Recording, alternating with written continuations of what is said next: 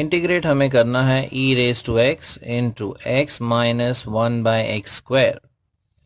Now this is of the type e raise to x into f x plus f dash x. ये इस format में हम इस integral को convert कर सकते हैं.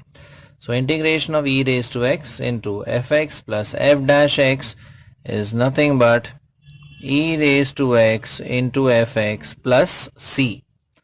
अब अगर यहाँ हम डिनोमिनेटर को स्प्लिट करते हैं यानी एक्स स्क्वायर को, so we would obtain e raise to x, ये आ जाएगा x upon x square minus 1 upon x square dx.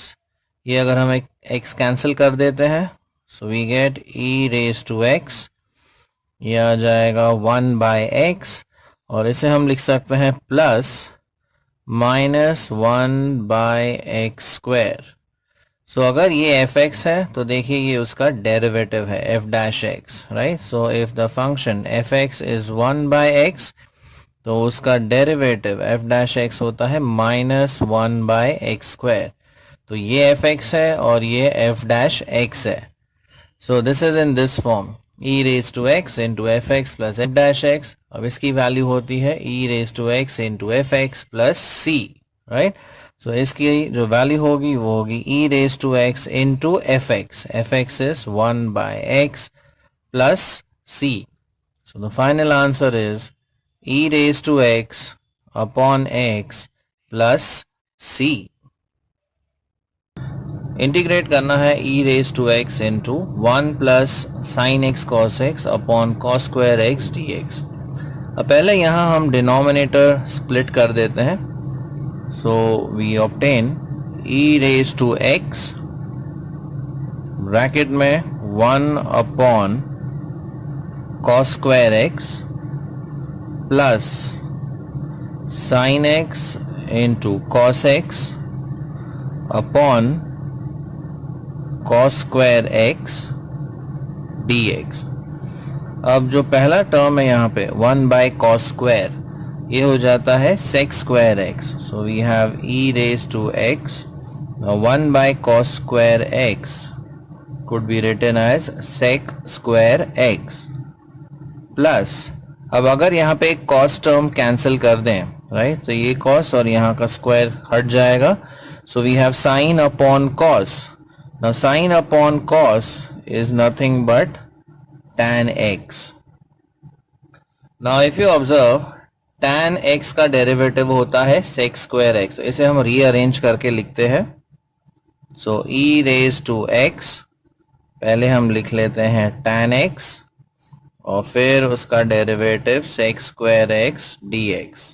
यानी कि अगर हम fx लेते हैं tan x, so if fx is tan x then f dash x, उसका जो डेरिवेटिव है वो है sec square x.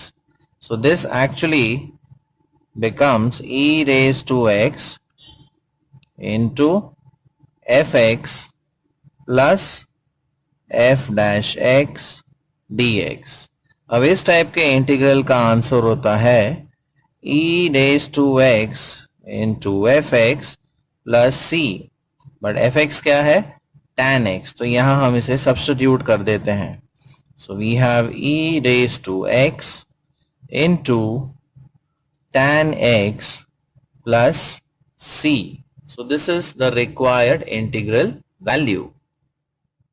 We have to integrate e raise to x times cot x minus cot square x minus 1. अब आगे यहां पर हम टर्म्स का थोड़ा सा रीअरेंजमेंट करते हैं. तो ये e रेज टू x, अब ये cot x को ऐसे ही रहने देते हैं. अगर इन दोनों में से माइनस साइन हम कॉमन ले लेते हैं, so we would obtain 1 plus cot square x, right. So 1 plus cot square x होता है cosec square x. So we obtain e raise to x bracket में cot x minus cosec square x dx. अब cot x का derivative होता है minus cosec square x. So if we take this as fx, तो अगर fx हम लेते हैं cot x, तो उसका जो डेरिवेटिव होगा that is minus cosec square x. So this integration is of the form, or rather this integral is of the form e raised to x into fx plus f dash x dx. अब इस integral का answer होता है e raised to x times fx plus c. Now fx is cot x, so यहाँ हम cot x लिख देते हैं. So we have e raised to x into cot x plus c. So this is the required integral value. यहां पर हमें integrate करना है e raised to x, आगे दिया हुआ है x plus 3 upon x plus 4 the whole square. So we will try and convert this to e raised to x times fx plus f dash x. वो standard integral form में हम इसे लाने की कोशिश करेंगे. अब डिनोमिनेटर में दिया है x plus 4, so we try and adjust x plus 4 in the numerator. So देखिए यहाँ पर हमने लिखा e raised to x. अब x plus 3 को हम लिख सकते हैं as x plus 4 minus 1 divided by x plus 4 the whole square, आगे हम लिखेंगे dx.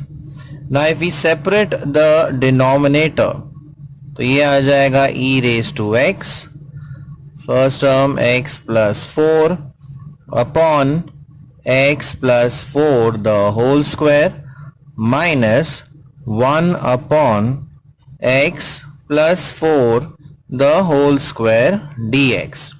अब यहाँ पर एक ब्रैकेट कैंसिल आउट हो जाता है and we have e raised to x bracket में 1 upon x plus 4 minus 1 upon x plus 4 the whole square dx.